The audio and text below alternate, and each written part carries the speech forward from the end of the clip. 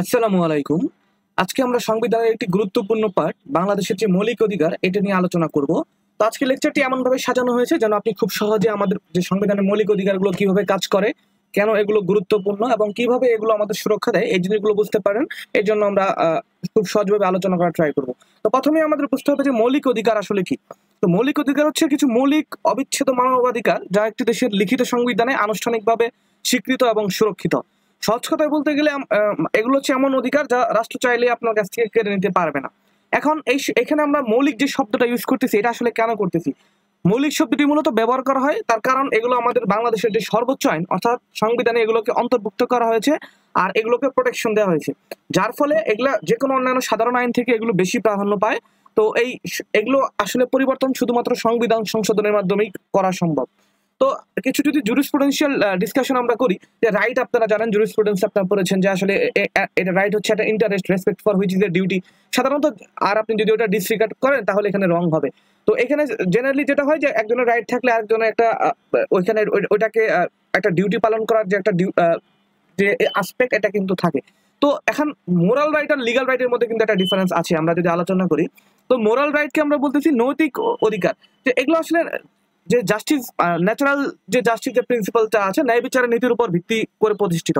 তো এগুলা সাধারণত কি হয় যে মোরাল ডিউটির সাথে করে, এখন আপনি এগুলো যদি ফলো না করেন তো এগুলোর জন্য ভায়োলেশনের জন্য আপনি মোরাল রং করতেছেন, কিন্তু লিগাল ইনফ্রাকশন যেটা আছে আইনি লঙ্ঘন হিসেবে এগুলো বিবেচিত হচ্ছে না, যার কারণে অন্য একজন যে ব্যক্তি তার কোনো আলটিমেটলি মোরাল রাইট ভায়োলেটের কারণে তার কোনো অধিকার থাকতেছে না। অন্যদিকে আইনি অধিকার যেগুলো আছে লিগাল রাইটস, এগুলো হচ্ছে একটা দেশের যে প্রচলিত আইন আছে এগুলো দ্বারা স্বীকৃত এবং সুরক্ষিত। যদি এই অধিকারগুলোকে লঙ্ঘন করা হয় তবে এগুলাকে আইনি অন্যায় হিসেবে ধরা হয়, যার ফলে এগুলা কিন্তু আইনি প্রক্রিয়ার মাধ্যমে আমরা দেখবো যে এনফোর্স করা যায়। তো কি টেক অ্যাওয়ে যদি আমরা রাইট, মোরাল রাইট আর লিগাল রাইটের মধ্যে আলোচনা করি, এটা মধ্যে একটা স্পেকট্রাম আছে। একটা হচ্ছে মোরাল ক্লেমস যেগুলো আছে এগুলো এখানের সাথে আমরা দেখবো লিগালি এনফোর্সেবল যে গ্যারান্টি আছে এটার সাথে কিন্তু একটা সিগনিফিকেন্ট লেভেল অফ ডিফারেন্স আছে, কারণ প্রোটেকশন মেকানিজমটাই ভিন্ন।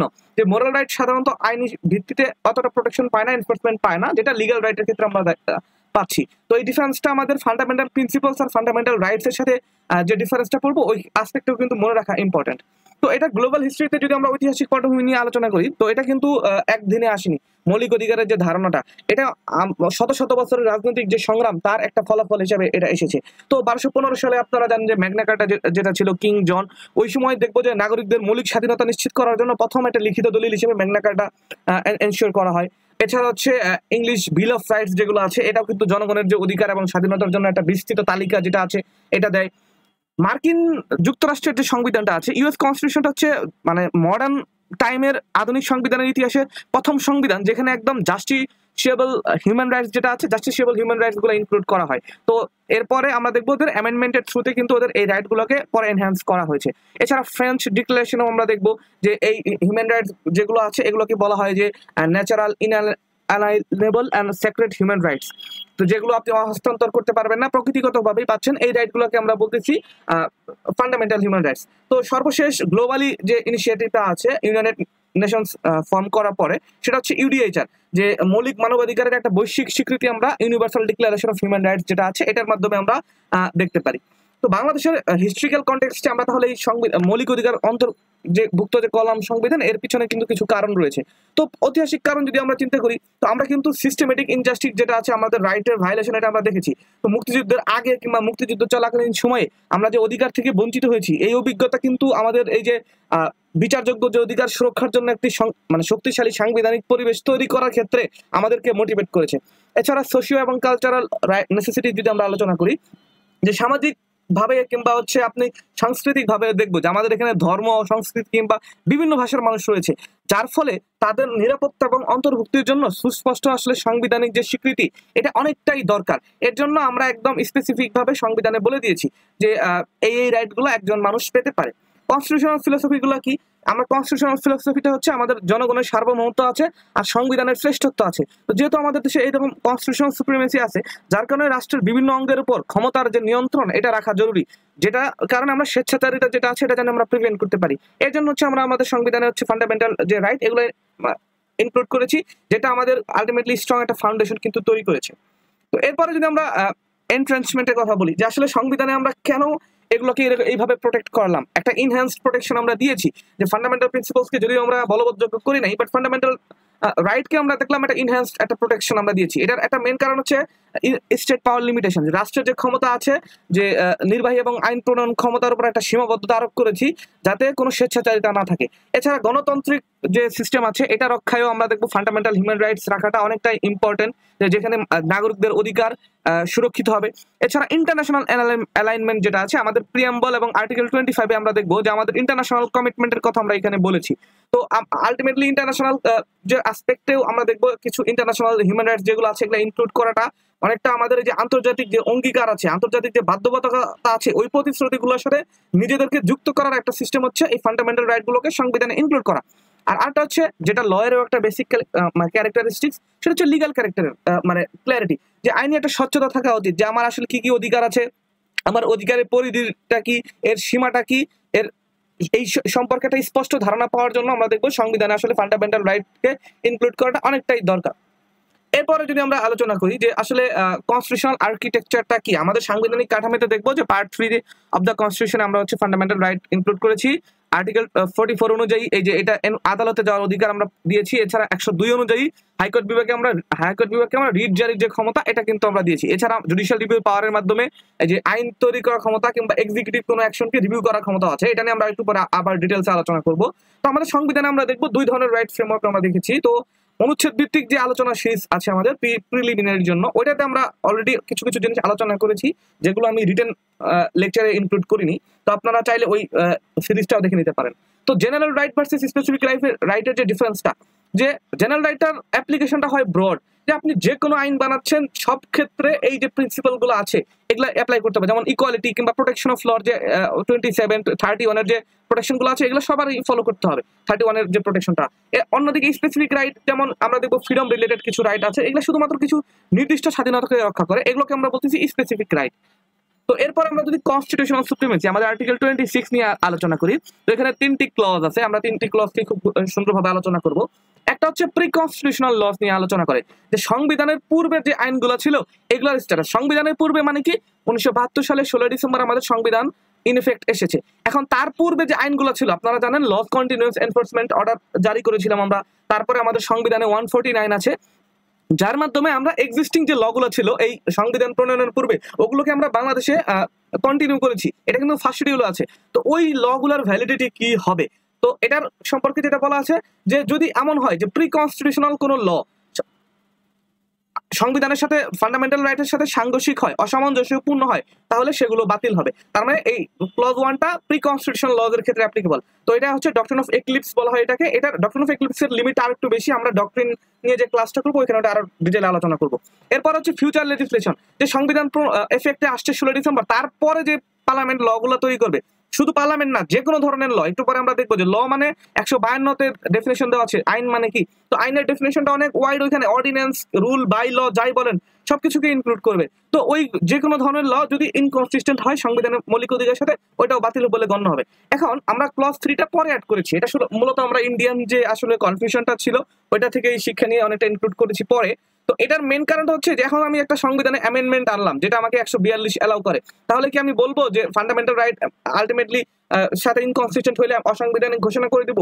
এখন আর্টিকেল 26টা জেনারেলি কনস্টিটিউশনাল অ্যামেন্ডমেন্টের ক্ষেত্রে প্রযোজ্য না। তার মানে কনস্টিটিউশনাল কোনো অ্যামেন্ডমেন্টকে আমি আনকনস্টিটিউশনাল ঘোষণা করে দিব না। বাট এটার মানে এটা না যে পার্লামেন্টের আনলিমিটেড অ্যামেন্ডমেন্ট করার পাওয়ার আছে। তো সে যদি কোনো অ্যামেন্ডমেন্ট আনে 142 অনুযায়ী, বেসিক স্ট্রাকচার ডক্ট্রিন অনুযায়ী, সে হচ্ছে বর্তমান আমাদের আনোয়ার হোসেন চৌধুরী কেসের পরে যেটা হয় আপনার লিমিটটা অনেক কম, যে আলটিমেটলি আপনি অ্যামেন্ডমেন্ট ইমপ্রুভমেন্টের জন্য আনতে পারবেন, কিন্তু বর্তমান কনস্টিটিউশনাল সিস্টেমে ফান্ডামেন্টাল রাইটের যে স্কোপ আছে এটা কমানোর কোনো সুযোগ এখানে নাই। তার মানে আমরা দেখলাম যে আর্টিকেল 26 যেটা আছে আমাদের সংবিধানের প্রাধান্য সাথে সাথে ফান্ডামেন্টাল রাইটের যে সুপ্রিমেসি এটা এনশিওর করে, যেটার পাস্ট এবং ফিউচার 2 ধরনের লর ক্ষেত্রে অ্যাপ্লিকেবল হয়। এরপর ইন্টারপ্রিটেটিভ মেথোডোলজি, যে সাধারণত সংবিধান ব্যাখ্যার একটা ব্যাপার থাকে, কিন্তু সংবিধানের মধ্যেও সবচেয়ে গুরুত্বপূর্ণ অংশ যেহেতু ফান্ডামেন্টাল রাইট, এটা ব্যাখ্যা করার সময় কিছু সুনির্দিষ্ট পদ্ধতি আসলে অনুসরণ করতে হয়।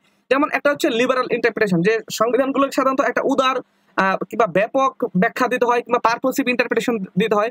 সংবিধান যেহেতু একটা ওয়েলফেয়ার টাইপ কান্ট্রি এস্টাবলিশ করতে চায়, তো এর জন্য এটাকে আমরা দেখবো যে আলটিমেটলি একটু ওয়াইড ইন্টারপ্রিটেশন দেওয়া, যেটা মানুষের নাগরিক অধিকার যেন মানে আলটিমেটলি প্রোটেক্ট করে, এটা এনশিওর করতে ট্রাই করা হয়। তো এটার এমন করা যাবে না যে এক্সেপশন যেগুলো আছে এগুলো রাইট যেগুলো আছে মূল অধিকারগুলোকে যেন গ্রাস না করে ফেলে, এটার চেষ্টা কিন্তু সবসময় করা হয়। এছাড়া হচ্ছে ইন্টেনসিভ স্ক্রুটিনি। এর আগে আলটিমেটলি আমি একটা ক্লাসে বলেছিলাম যে স্ক্রুটিনির দুইটা লেভেল আছে, একটা স্ট্রিক্ট, একটা কাইন্ড অফ হচ্ছে একটু লো লেভেল, লো থ্রেশহোল্ড।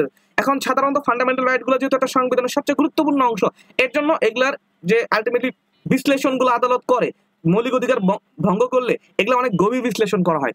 আরেকটা হচ্ছে হারমোনিয়াস কনস্ট্রাকশন। তো আমি এর আগেও ক্লাসে ফান্ডামেন্টাল প্রিন্সিপালস ক্লাসে বলেছিলাম যে রাইট প্রিন্সিপাল যে এটা আলটিমেটলি একটা আরেকজন একটার সাথে পরিপূরক হিসেবে রোল প্লে করে।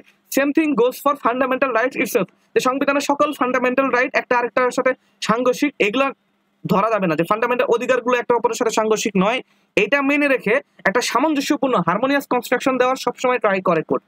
এরপরে যদি আমরা কন্ডিশনের উপর ভিত্তি করে, শর্তের উপর ভিত্তি করে কিছু ডিফারেন্স করতে পারি, একটাকে আমরা বলতেছি শর্ত সাপেক্ষে বা কন্ডিশনাল রাইট, আরেকটা হচ্ছে অ্যাবসলিউট রাইট। তো অ্যাবসলিউট রাইটের ক্ষেত্রে আমরা দেখবো কিছু লিমিটেশন অনেক ক্ষেত্রে দেওয়া যায়, বাট জেনারেলি কিছু এখানে শর্ত বলে দেওয়া নাই সংবিধানে, আর এখানে হচ্ছে স্পেসিফিক্যালি শর্তগুলো বলে দেওয়া আছে। তো এগুলোকে সাধারণত পজিটিভ কেন বলা হয় আর এগুলোকে নেগেটিভ কেন বলা হয়? তো এই ক্ষেত্রে সাধারণত স্টেটের একটা কিছু কাজ করতে হয় যেটা এটা এনফোর্স করতে মানে আলটিমেটলি যুক্তিসঙ্গত সীমাবদ্ধতার সাপেক্ষে প্রয়োগ করতে সাহায্য করে। অন্যদিকে রাষ্ট্রকে কিছু কাজ থেকে বিরত থাকার মাধ্যমে যে রাষ্ট্র কারো লাইফ এন্ড পার্সোনাল লিবার্টি নিয়ে নিবে না, এই ধরনের যে একটা লিমিটেশন দেওয়া হয়, এটাকে আমরা বলতেছি নেগেটিভ রাইটস।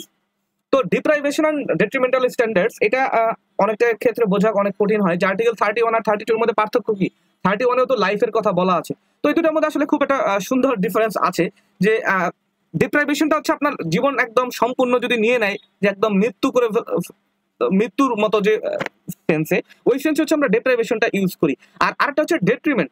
ডেট্রিমেন্টটা হচ্ছে কিছু ক্ষতিকর কার্য যেগুলো আমার লাইফের যে কোয়ালিটি এটাকে এফেক্ট করে। তো এটা অনেকটা ডিউ প্রসেস সিস্টেমের। তো এই 31 আর 32 এর মধ্যে ডিফারেন্সটা হচ্ছে এটাই। তো 32টা যেহেতু একদম ডিপ্রাইভেশন, মানে এটা হচ্ছে আমরা দেখতেছি শর্ট অফ টোটাল ডিপ্রাইভেশন, যে একদম টোটালি আমার লাইফটা নিয়ে নিচ্ছে না, অন্যান্য কিন্তু অন্যভাবে হার্মফুল কোনো ইফেক্ট আমার লাইফের উপর আসতেছে। তো কমপ্লিট ডিপ্রাইভেশন যেহেতু একদম আমার রাইটটাকে কমপ্লিটলি নিয়ে নেয়, এই জন্য এখানে এই 32 জেনারেলি 31 এর মানে যে স্ক্রুটিনি এটাও স্ট্রিক্ট, কিন্তু 32টা একদম হায়ার স্ট্যান্ডার্ড, সবচেয়ে বেশি রিজনেবলনেস হইতে হবে। আমার যদি রাইটের উপর কোনো শর্ত অ্যাড করতে চায় কিংবা অন্যভাবে এফেক্ট করতে চায় রাষ্ট্র, তার স্ট্যান্ডার্ডটা হইতে হবে অনেক হাই। তো রিজনেবল রেস্ট্রিকশন আসলে কি কি হইতে পারে? গণতান্ত্রিক সমাজে যেটা হইতে পারে যে আসলে কোনো অধিকারই সম্পূর্ণভাবে নিরঙ্কুশ হইতে পারে না। তো একজন ব্যক্তির অবাধ অধিকার প্রয়োগ অন্য ব্যক্তির একই অধিকারকে ক্ষতিগ্রস্ত করতে পারে। এর জন্য যেটা করা হয় যে ব্যক্তিগত স্বাধীনতা এবং সামষ্টিক যে প্রয়োজন, যে আপনি কালেকটিভ উইল কিংবা হচ্ছে আপনি পার্সোনাল যে লিবার্টি, দুইটাকে একটা ব্যালেন্স রেখে একটা যুক্তিসঙ্গত সীমাবদ্ধতা দিতে হয়। তো এই যে ইউডিএইচআরও কিন্তু এই ধরনের লিমিটেশনকে রেকগনাইজ করে। আর্টিকেল 29 আমরা দেখতে পাচ্ছি যে ওয়েলফেয়ার মেজার্স যদি আলটিমেটলি রাষ্ট্র নিতে চায়, তার তো কিছু রেস্ট্রিকশন দিতেই হবে। সাপোজ আর্টিকেল 47 অনুযায়ী যদি কেউ রাষ্ট্র একটা অধিগ্রহণ করে, এন্ড এটার যে ফান্ডামেন্টাল রাইট টু প্রপার্টি আছে, ওই সম্পত্তির অধিকারকে এফেক্ট করতে পারে। তো এই যে এখন সামটাইমস এই জন্য একটা রেস্ট্রিকশন দেওয়া যেতে পারে। তো 42তেও কিন্তু ওই ধরনের রেস্ট্রিকশনের কথা বলা আছে যে ল চাইলে যুক্তিসঙ্গত রেস্ট্রিকশন গুলো দেওয়া যেতে পারে। তো এর জন্যই ডেমোক্রেটিক সোসাইটিতে একটা ব্যালেন্সিং এর দরকার হয় between individual rights and collective needs. তো এই রিজনেবল রেস্ট্রিকশন দিলাম, বাট এগুলা কিন্তু মানে যুক্তিসঙ্গত কিনা এগুলা নির্ধারণের জন্য কিছু পরীক্ষার ফ্যাক্ট আছে। একটা হচ্ছে জুডিশিয়াল অ্যাসেসমেন্ট, যে বিচার বিভাগীয় যে মূল্যায়ন, এটা করতে হবে। আদালতই নির্ধারণ করবে যে এই যে রেস্ট্রিকশন গুলো যেগুলো দেওয়া ছিল এগুলা কি আসলে যুক্তিসঙ্গত কিনা। সাবস্ট্যান্টিভ কিছু ফ্যাক্টর আছে, যেমন consider the nature of the right, যে কোন ধরনের অধিকারের প্রকৃতিটা কি, হার্ম টু বি প্রিভেন্টেড, যে কোন ধরনের ক্ষতি আমি প্রিভেন্ট করতে চাচ্ছি, আর শেষ পর্যন্ত নেসেসিটি অফ দ্য অ্যাকশন, যে আসলে কাজটার দরকার কি ছিল, আর balance between freedom and social control. তাহলে আমার যে স্বাধীনতা এবং সামাজিক নিয়ন্ত্রণ, এটার মধ্যে একটা ব্যালেন্সিং যে অ্যাক্ট, এটা দেখবো। এটা অনেকটা কাইন্ড অফ যে আমাদের কোড অফ সিভিল প্রসিডিওরের যে ইনজাংশন দেওয়ার ক্ষেত্রে যে ধরনের কনসিডারেশন গুলো আমরা নেই, এটার মতো অনেকটা প্রসিডিউরাল ফ্যাক্টর যেগুলো আছে, আমরা দেখবো যে ক্ষমতার অপব্যবহারের বিরুদ্ধে যে সুরক্ষা, এটা এনশিওর করতে হবে আমরা যদি রেস্ট্রিকশন দিতে চাই। এছাড়া প্রসিডিউরাল ফেয়ারনেস যেটা আছে, পদ্ধতি, ন্যায্য একটা পদ্ধতি, আমরা বারবার বলেছি যে substantive procedural due process, procedural due process, procedural যে ফেয়ারনেস, এটাও মেনশন করতে হবে alongside the law itself. Proportionally between restriction and problem assess, যে আপনি সমস্যার সাথে সাথে যে সীমাবদ্ধতার যে একটা আনুপাতিক হার এটা মেনটেন করতে হবে। আপনি কি কাজ করতে রেস্ট্রিকশন যতটুকু দিচ্ছেন আসলে ততটুকু দরকার ছিল কিনা, আপনি যে প্রবলেমটা সলভ করতেছেন এটার জন্য, তো মশা মারতে কামান দেখা যাবে না। তো এরপরে যদি আমরা ফান্ডামেন্টাল রাইটস ভার্সেস প্রিন্সিপালস এর ডিফারেন্সটা পড়ি, যে ফান্ডামেন্টাল যে রাইট গুলো আছে এগুলো সাধারণত বাধ্যতামূলক, যে রাষ্ট্রের উপর একটা সীমাবদ্ধতা আরোপ করে। অন্যদিকে directive in nature fundamental principal যেগুলো আছে এগুলো অনেকটাই নির্দেশিকার মতো কাজ করে আমরা যদি বলি। আর আরেকটা হচ্ছে যে বিচারযোগ্যতা, যে আদালত থেকে প্রতিকার পাওয়া যায় যদি ফান্ডামেন্টাল রাইট ভঙ্গ করা হয়। আর এগুলোকে নন জাস্টিসিয়েবল আমরা বলতেছি, যে কোর্টে আদালতের মাধ্যমে বিচারযোগ্য করা যায় না। আর এই যে ফান্ডামেন্টাল রাইট গুলো আমরা দেখবো যে এগুলা কিন্তু রাষ্ট্রের যে আইন তৈরির ক্ষমতা এটাকে সীমাবদ্ধতা করে। যদি কেন দেখলাম, কারণ 26-1, 26-2 আমরা দেখলাম যে ইনকনসিস্টেন্ট লকে কোর্ট জুডিশিয়াল রিভিউর পাওয়ার এক্সারসাইজ করে অসাংবিধানিক ঘোষণা করতে পারে, কিন্তু এগুলাকে সাধারণত বলা হয় যে না, যে আইনের তৈরির যে ক্ষমতা এটাকে সীমাবদ্ধ করে না। তো এরপরে যদি আমরা আলোচনা করি এনফোর্সমেন্ট মেকানিজম নিয়ে, যে আসলে ফান্ডামেন্টাল রাইটকে কিভাবে এনফোর্স করা হয়। তো এখানে জুডিশিয়াল রিভিউ আর এনফোর্সমেন্টের মধ্যে যে পার্থক্যটা এটা কিন্তু আপনারা খুব সুন্দরভাবে খেয়াল করবেন, যে জুডিশিয়াল রিভিউটা করা হয় লেজিসলেচারের বিরুদ্ধে আর জুডিশিয়াল এনফোর্সমেন্টটা করা হয় এক্সিকিউটিভদের বিরুদ্ধে। তো আমাদের যে মনে করেন 26 মাধ্যমে আমরা যদি দেখতে পারি জুডিশিয়াল রিভিউ করে পার্লামেন্ট একটা ল তৈরি করলো যেটা মৌলিক অধিকারের সাথে সাংঘর্ষিক, তো তখন ওটাকে ভয়েড মানে ডিক্লারেশন অফ ইনকম্প্যাটিবিলিটি যেটা আছে ওটা করে বলবে যে এটা অসাংবিধানিক। অন্যদিকে সাপোজ আমার একটা ফান্ডামেন্টাল রাইট আছে যেটা পালন করা এক্সিকিউটিভ ফুলফিল করা এক্সিকিউটিভের দায়িত্ব, যদি সে না করে তাহলে আমি 102 এর ক্লজ 1 অনুযায়ী ডাইরেক্ট ফান্ডামেন্টাল রাইট ভায়োলেটের জন্য কি করতে পারবো, সুপ্রিম কোর্টে যে হাইকোর্ট ডিভিশনে যে বলতে পারবো যে আপনি নির্বাহী বিভাগকে একটা আদেশ দেন, এটা আমার যে রাইটটা আছে ওটা ফুলফিলমেন্টের জন্য, তাহলে আমি যে বিচার বিভাগীয় বলবৎকরণ এটা আমি করতে পারবো। আর এটা হচ্ছে রাইট টু অ্যাপ্রোচ কোর্টস, তার মানে এই রাইট গুলো এনফোর্স করার জন্য আমাদের আর্টিকেল 44 আমরা বলে দিয়েছি যে ফান্ডামেন্টাল রাইট এনফোর্স করার রাইটটাও হচ্ছে একটা ফান্ডামেন্টাল রাইট। তো এটার জন্য আমি সরাসরি আদালতে যে এগুলো একদম বাস্তবভাবে প্রয়োগ করতে পারবো।